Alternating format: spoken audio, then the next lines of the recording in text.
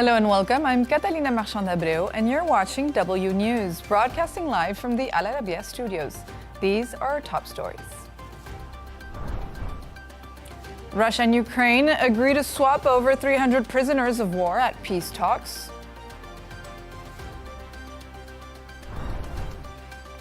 The NBC anchor Savannah Guthrie makes an emotional plea for the return of her missing mother.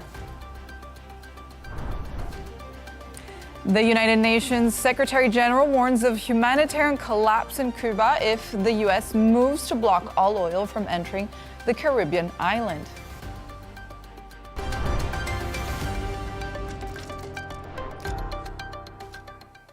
Ukraine and Russia have agreed to exchange over 300 prisoners after so-called productive peace talks in Abu Dhabi today. U.S. envoy Steve Witkoff said while significant work remains, such steps show there is sustained diplomatic engagement when it comes to ending the conflict. Meanwhile, the last nuclear weapons control treaty between the U.S. and Russia has expired, raising concerns there could be a new arms race. We're now joined by defense and security analyst Tobias Ellwood. Thank you for joining us today. Good afternoon to you. So, Tobias, let's start with the Ukraine-Russia peace talks here in Abu Dhabi. There's agreement on a prisoner swap, but is there any real movement towards peace? What actually came out of these talks, and what happens next? Well, two good points there. The first is the prisoner swaps, and this is what negotiations behind the scenes, the back channels often do. They're able to conduct agreements, but they're very low level indeed. The bigger question, as you imply, is how do we then move forward with any form of ceasefire, indeed long-term stability? And that is still a long, long away. Congratulations to Abu Dhabi for hosting these talks and making a little progress. But the big issue remains. Who will support Ukraine in protecting it in the longer term? And is Ukraine about to give up a fifth of its country to Russia and then expect everybody simply to go home and return to normal? The Ukrainians know that isn't the case. They're very scared and concerned that Russia will simply rearm, regroup, and do it all again. And that is the big stumbling block that prevent negotiations from moving forward. And Tobias, the last remaining U.S.-Russia nuclear treaty, New START, has now expired. Why did this treaty matter so much, and what does its end mean for nuclear risk moving forward? Well, it's such an important issue for us to get our heads around. I mean, the reason why we didn't enter Armageddon, the reason why even the Cuban Missile Crisis didn't escalate is because of the back channels, the communications between the Kremlin and the White House that recognized how dangerous our world was with these weapons in existence. Not only that, but stockpiling thousands upon thousands of these was simply senseless because it would lead to complete destruction of absolutely everything. So agreements were made over time, some small and some large. And it's a testament to just how dangerous our world is today that we've not been able to renegotiate and keep these treaties going. And at the same time, the nuclear club has increased. There are other countries that are now increasing their own stockpiles or looking to develop weapon systems themselves with no agreements, no restrictions, no guardrails as to how it should be done, no inspections that are taking place. That is a very, very dangerous place for the world to be in. Dangerous. So are we now witnessing the start of a new nuclear arms race? Well, there's no doubt about it that if there are no rules in place, there are no inspectors to check, then individual countries will do what they need to do to remain safe. We've just been talking about Ukraine. They once had weapons. They were part of the Soviet Union. But I'm sure they are now questioning as to the wisdom of them getting rid of those nuclear stockpiles. You know, perhaps that would have deterred Russia from invading in the first place. That is that's the algorithm. That's the question that many countries are asking themselves. If I get the nuclear weapon, then I am then protected. I have a serious deterrent. And if we don't have these arms treaties, then yes, what's to stop any individual countries taking their nuclear waste that they use from civil reactors and turning them into a weapon? Well, Tobias, nevertheless, the Kremlin insists that Russia will remain a responsible, they said, nuclear power. Without treaties in place, what does responsible actually look like for Russia? Should we believe this? Well, yeah, whether we believe Russia or not, that's the first question. And they might be responsible. I think given their pedigree, their background, their history, their experience of the Cold War, I would suspect that there would be a sense of responsibility. But we have heard Donald Trump responding to threats by Putin, who wants to use tactical nuclear weapons. And then on top of that, we've got this issue of proliferation. Where else might the weapon systems that Russia uses spread into other countries as well? So it has a destabilizing effect, the fact that there aren't these rules in place to be able to prevent escalation, to prevent other countries from developing their own systems.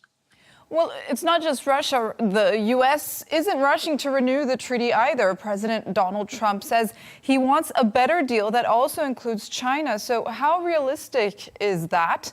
And what should we expect next from the U.S.?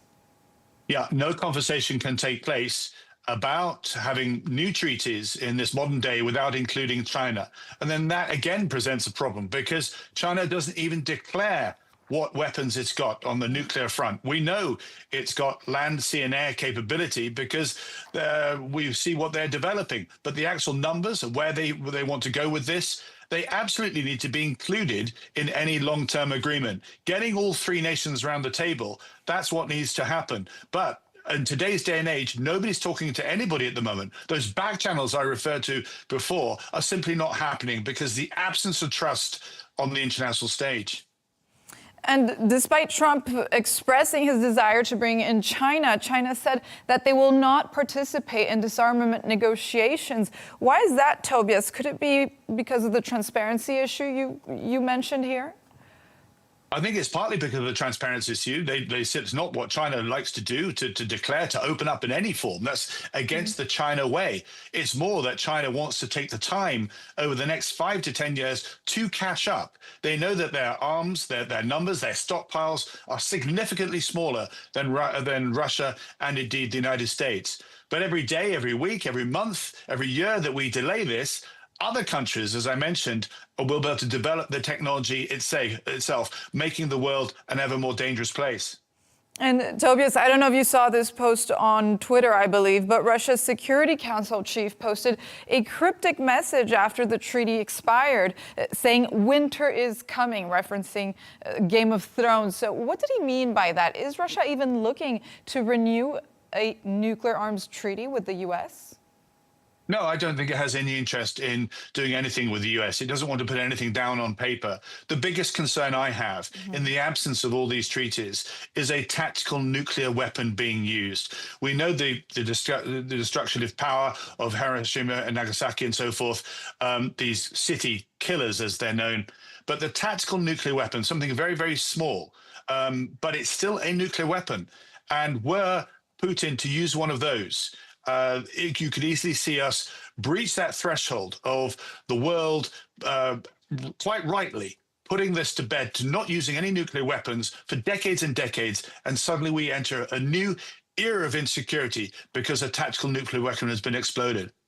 Tobias, speaking of a new era, what do you think with this treaty expiring and with the whole geopolitical context in the world right now? What is this new era going to be without treaties in place?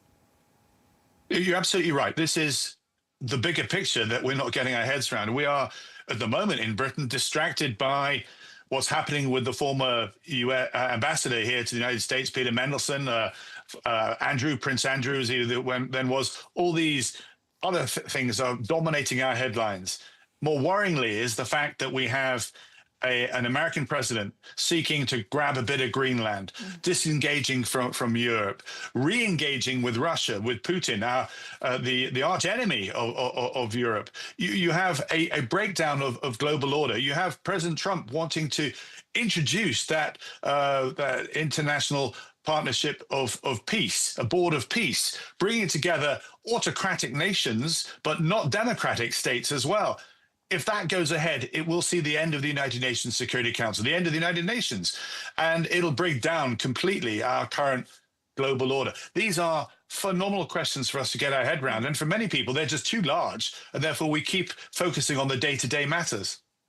Tobias Ellwood, thank you so much for your perspective and analysis, as always. Thank you.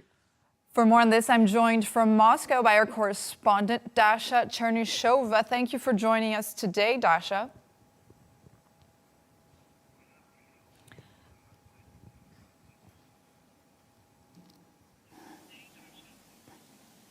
Hello. Hi, Dasha. On the Ukraine-Russia talks in Abu Dhabi, what does Moscow actually want out of these talks? Can you tell us, does Russia generally want peace?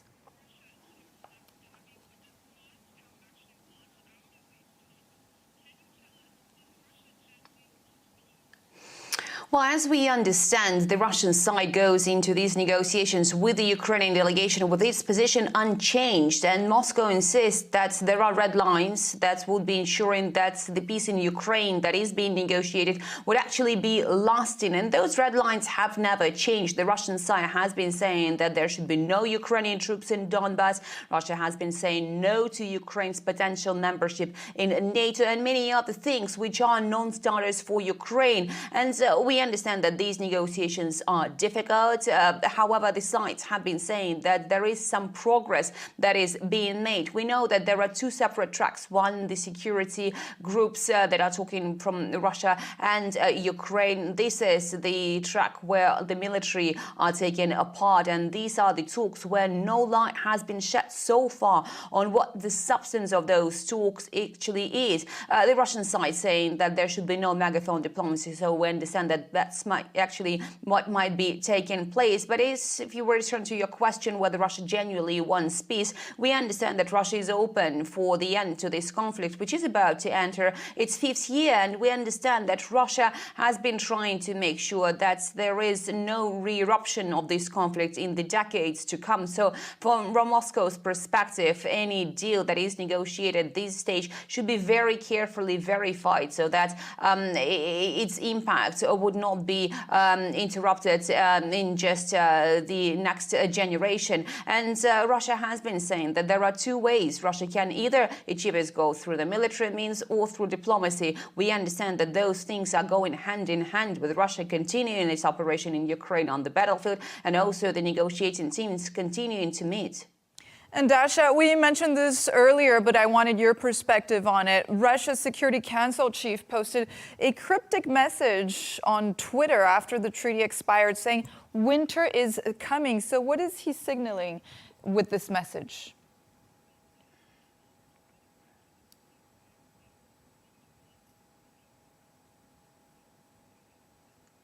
Well, you have to keep in mind that it is Dmitry Medvedev, the former president of Russia, who was the one signing the New START with Barack Obama, the then president of the United States. It was back in 2010 in Prague that the two sides were holding this very important meeting and the signature process. So now that this treaty has not been extended, that the new treaty has not been renegotiated, and even though Moscow has suggested that there has to be an extension for 12 more months until there is the proper new treaty negotiated by the sides. Moscow says that's obviously a very dangerous moment. But if we look into what's going to happen with regards to those nuclear arsenals, Moscow has been saying that it will exercise restraint, suggesting that it will be carefully analyzing the overall security situation before making any decisions on the possible expansion of its nuclear arsenal. But Dmitry Medvedev is known for his hawkish stance when it comes to the West and when it comes to his harsh comments. Obviously, that's a message that the sides, the international community, Russia and the United States have to think twice before they let such treaties go away. And Dasha, Putin's special envoy says that Russia is working with the Trump administration to restore US-Russia economic ties. So does this point to perhaps sanctions relief coming soon? And could it be actually a condition of peace that's being discussed in Abu Dhabi?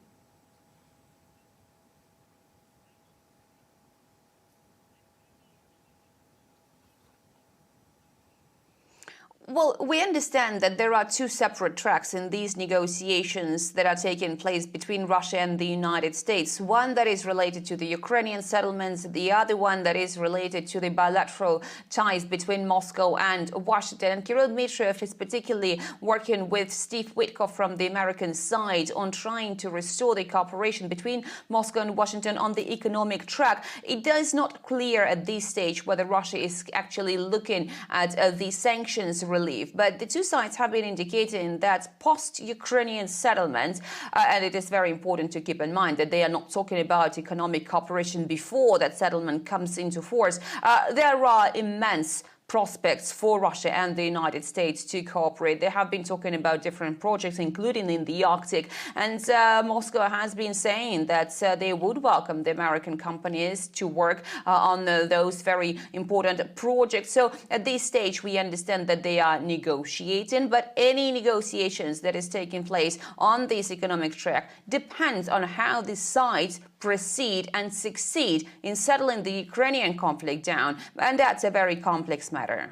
And the nuclear treaty between the US and Russia has now expired, as we've been reporting. Moscow says that it will remain a responsible nuclear power.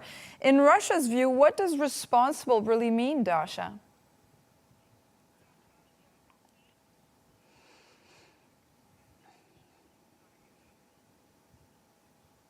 Well, we understand that Moscow believes that the country that possesses nuclear weapons should be very responsible, and that has always been the position of the Kremlin and the Russian Foreign Ministry. They have been issuing numerous statements about that, even amid geopolitical tensions running high between Russia and the West. So with regard to that, Moscow maintains that it is going to assess the security situation and stability situation very thoroughly before making any decisions on its nuclear arsenal, be it about the expansion of this arsenal, be it about the potential use of any of those. But Russia is not talking about using the nuclear weapons. Russia does regard those as the means of deterrence. But we have been seeing that there are many comments made by the politicians, for instance, Russian lawmakers or former ministers, who are saying that nuclear weapons is something that every country has to have in this unpredictable world. The recent such example was when Nicolas Maduro, the president of Venezuela, has been taken by the Americans to the United States. And this is back when the other politicians here have been saying that it's good that Russia has those types of weapons. But at this stage, we understand Moscow says that any country that possesses of nuclear weapons has to be responsible. And with regard to that, Russia has also been pointing a finger at France and the United Kingdom that potentially could also become part of a new arrangement if the sides decide to negotiate a new deal on arms control curbs. Dasha Chernyshova, thank you for joining us from Moscow.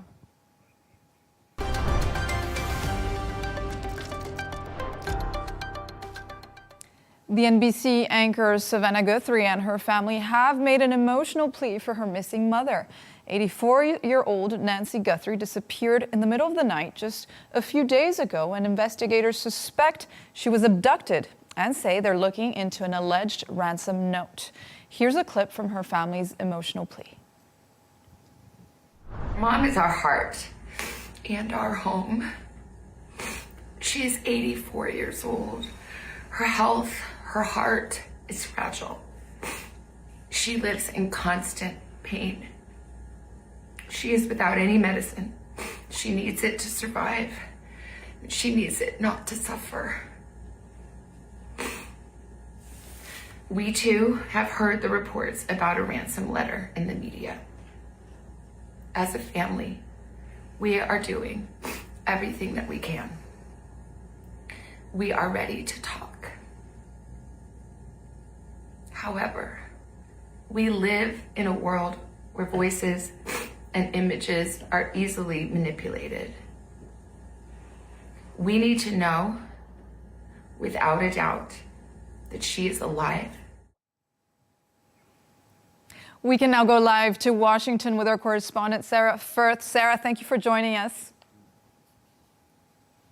Thank you, Catalina. Yes, you heard that emotional plea there from Savannah Guthrie. She's a well-known, well-loved NBC news anchor here in the United States and around the world, of course.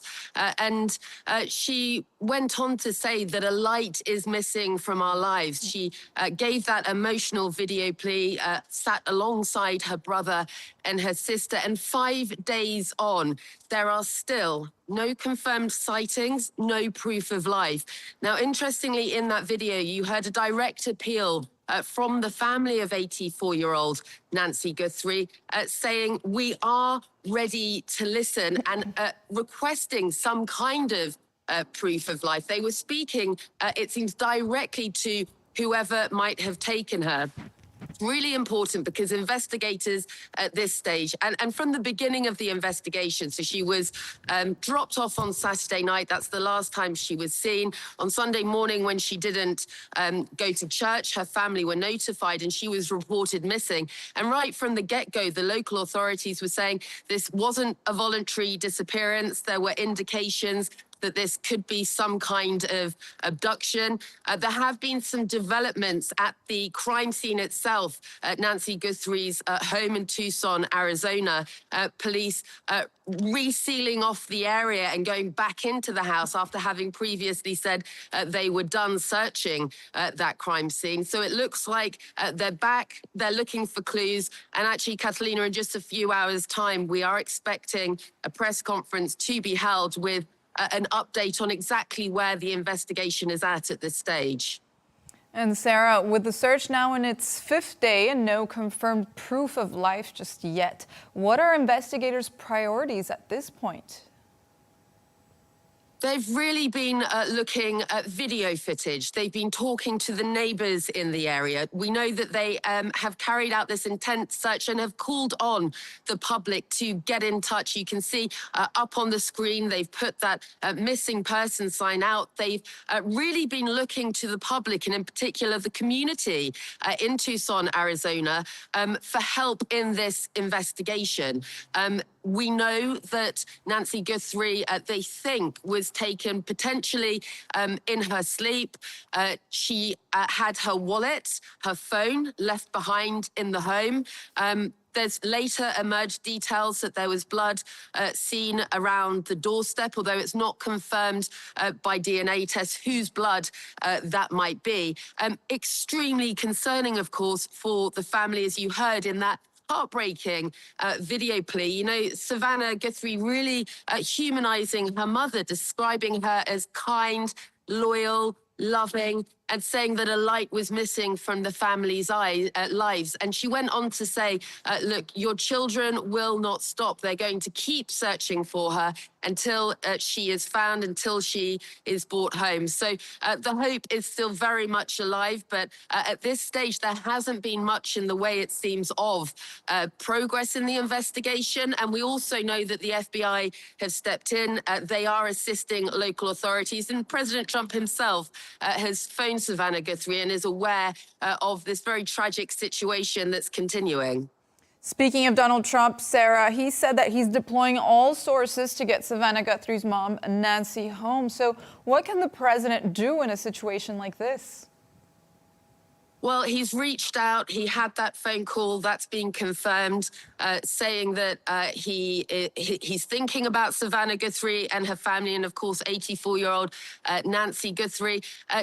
Her mother, Savannah's mother, Nancy, has a medical condition, issues with her heart. She needs medication. So we've seen the FBI here stepping in to assist local authorities. That will be really important in sort of kicking up the investigation up again, just making sure there is no stone unturned, because of that medical issue, Catalina, you've got the family really facing a race against time to find Nancy Guthrie, which is why in that video appeal, very importantly, they said, look, in the age of misinformation, we need proof of life. Now, that is on the back of reports that there have been various ransom notes that have been sent to various TV media outlets. They haven't yet been been substantiated by any law enforcement. Perhaps a little later on today, when we get that update from investigators, we might hear more about that. But Savannah Guthrie and her family really appealing to whoever has Nancy Guthrie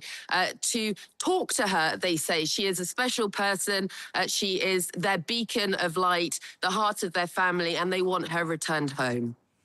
That's right, Sarah. Now turning to another topic now. What's prompted this partial withdrawal of federal immigration agents from Minnesota, and how significant is it in practical terms? Yes, so you've had this partial drawdown, if you like, of immigration enforcement officers. You've had some, it's thought 7,000 officers withdrawn from the area. Crucially, though, we do know that there is still remaining 700 federal immigration agents that have left the area. 2,300 agents remain. So that gives you an idea of the scale of the enforcement operation that is still ongoing. You've had President Trump come out in an interview and he said, look, perhaps we could, I quote, have used a softer touch. And for the first time, he came out quite strongly saying when it came to the deaths in Minneapolis at the hands of ICE agents of Rene Good and Alex Pretty, I wasn't happy with what happened. That is stronger language than we have heard from the president before. But he did go on to say in an interview this week that he was going to be behind backing law enforcement. So clearly the operation is ongoing, but what you've had is the outgoing Greg Bovino. He was heading up these operations. He was the head of the border agency. He was pushed aside, essentially, and you've had the White House's border czar, Tom Homan, coming in. He's considered a very experienced hand in these situations. And so under him, with his new plan, we've seen the withdrawal of those hundreds of immigration officers, but thousands remaining in Minneapolis. And so local organizers saying, it's good that it is being wound down to some extent, but they're still concerned about the scale of the ongoing operations in their state. Sarah Firth, thank you for joining us today.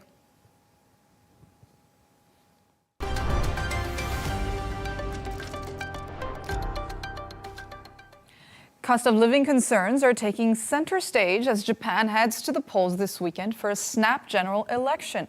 Prime Minister Sanae Takaichi is hoping to capitalize on her sky-high approval ratings to strengthen the governing coalition's position in the country's legislature. Patrick Folk reports. For many voters in Japan, rising food costs is becoming a key issue in this weekend's lower house vote. Food accounts for nearly 30% of average household spending, the highest among G7 economies, and a primary driver of overall inflation in the country. Prime Minister Sanae Takaichi has vowed to suspend a levy on food for 2 years to offer some relief. But not all are convinced. If they're so keen on reducing consumption tax, why didn't they do that already? Given that they have been in power, it's not like a change of government or even an election is necessary for the Takaichi government to lower consumption tax. So it's a defensive move, which is largely designed to try to depress the salience of this issue, which is seen as a vote loser for the LDP potentially. Still, according to one recent poll, Takaichi's Liberal Democratic Party will exceed a majority of 233 seats up for grabs in Japan's Diet.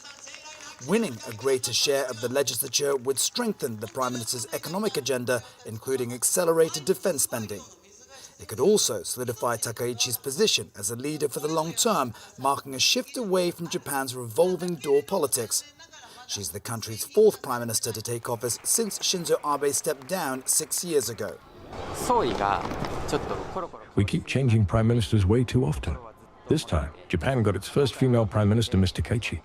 But, you know, her term so far has been quite short, and people abroad will probably think, oh, Japan just changed leaders again. I feel that it would be better if she could stay in office longer and understand our country more deeply and handle diplomacy with other countries more effectively. Worsening relations with China is also on some voters' minds. Takaichi triggered a diplomatic dispute with Beijing in November after suggesting Japan might intervene in the event of an attack by China on Taiwan. But Beijing's furious response may have backfired and boosted Takaichi's popularity ratings at home. Patrick Falk, Al Arabiya English.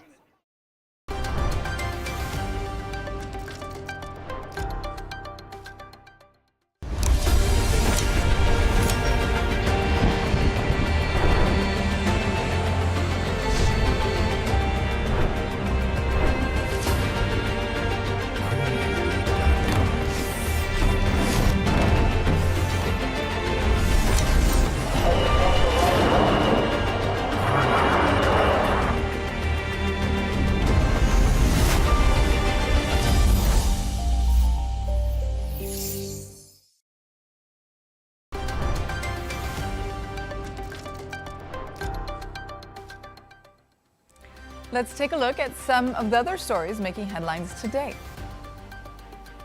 China's leader Xi Jinping has said Taiwan is the most important issue in China-US relations, as he warned President Donald Trump that the US should carefully handle arms sales to the island during a phone call.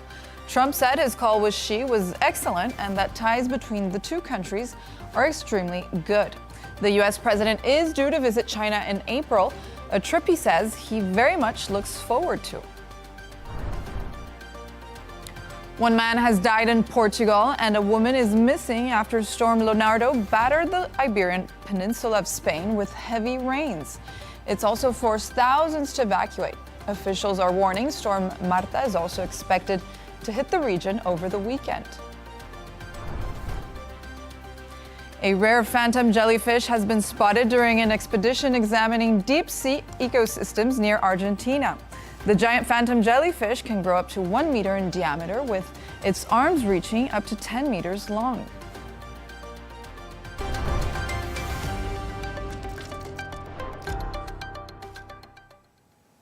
The United Nations Secretary General Antonio Guterres has warned of a humanitarian collapse in Cuba if the United States moves to block all oil from the Caribbean island. It comes amid severe fuel shortages that have caused blackouts and pushed up prices of food and transportation. We can now go live to Washington to speak to our correspondent, Tony Waterman. Tony, President Trump says he's in high-level talks with Cuba. What should we expect from these discussions? Anything imminent?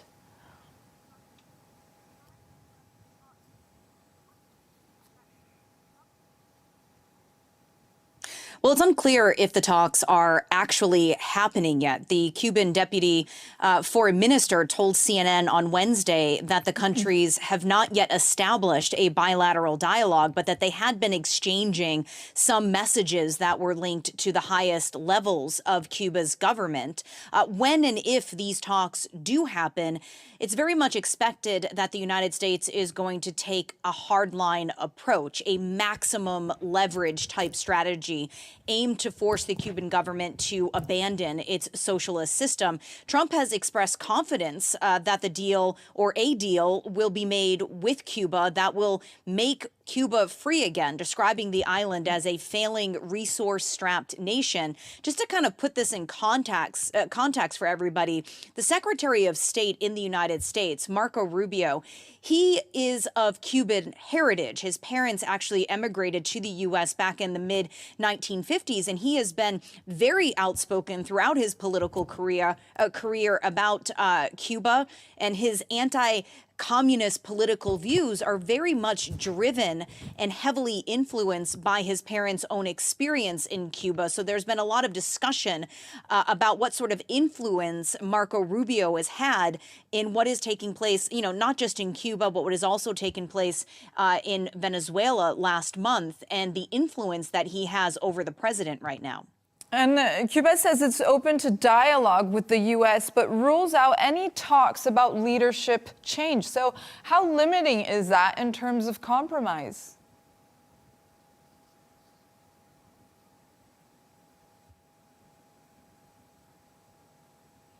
Well, the Trump administration hasn't really explicitly tried to frame this as a strategy that is focused on regime change, although Marco Rubio has said that he would love to see that happen in Cuba, but it's not something that the U.S. would necessarily act on solely.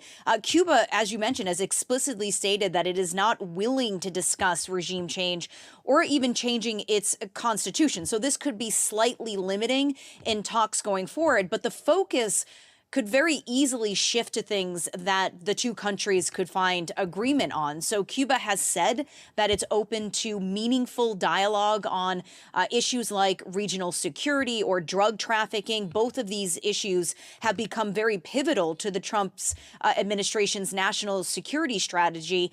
There may also be room for negotiation on things like the release of political prisoners or actions that Cuba can take towards becoming a more market-based economy. The U.S. obviously has a lot of leverage here after it toppled the Maduro regime, or at least Nicolas Maduro himself in Venezuela just last month. It had been one of the main suppliers of oil to Cuba. So this has really been exacerbated. This lack of oil going into Cuba has really been exacerbated by Trump's executive order earlier that essentially puts an oil blockade in and around Cuba, cutting off oil supplies to the island and threatening tariffs on nations that send oil to the country. That's right, Tony, because reports suggest that Cuba has just 15 to 20 days of oil left at current demand. So how is this oil blockade affecting the country already?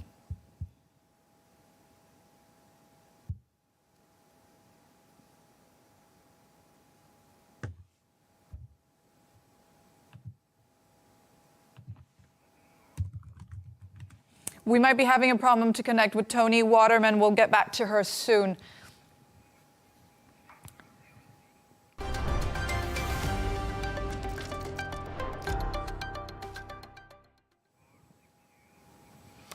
Let's take a look at the top business news. The Washington Post has announced 1/3 of its staff will be terminated from the company.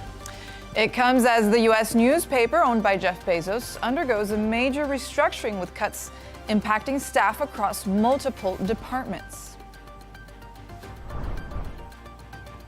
Silver prices have dropped sharply by as much as 16.7% during the Asian trading session. That's after a record-breaking rally that led to an all-time high last week. Turning to sport now. Italy has reportedly foiled cyber attacks with Russian origin targeting the Winter Olympics. Italian foreign minister said websites and hotels linked to the games were targeted.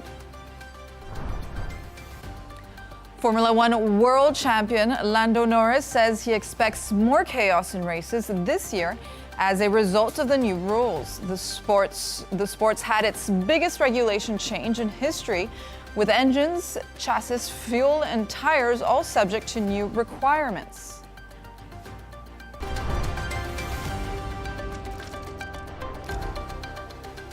A reminder of our top stories.